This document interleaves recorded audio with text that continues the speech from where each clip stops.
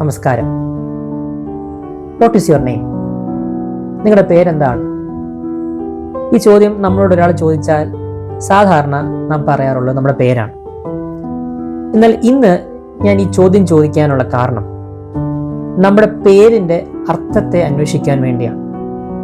എന്താണ് നമ്മുടെ പേരിൻ്റെ അർത്ഥം? അല്ലെങ്കിൽ എന്തുകൊണ്ട് നമുക്ക് ഈ പേര് ഇട്ടു? 2007 ശ്രീനിവാസൻ രചനയും സംവിധാനവും ചെയ്ത് ഹിറ്റായി തിയേറ്ററിലൂടെ പടമാണ് കഥ പറയുമ്പോൾ. ഇന്നും ബാർബർ ബാലനെ നാം ഓർക്കാറുണ്ട്. ആ സിനിമയിൽ ബാലൻ തൻ്റെ മകന് എന്തുകൊണ്ട് സത്യൻ എന്ന് പേരിട്ടു എന്ന് ഇളയ മകളോട് പറയുന്നുണ്ട്. അതിങ്ങനെയാണ്: നീ ഇവനെ അങ്ങനെ കൊച്ചാക്കൊന്നും വേണ്ട. സത്യൻ എന്ന് പറയുന്ന സിനിമാ നടനോട് എനിക്ക് ഭയങ്കര ആരാധനയായിരുന്നു.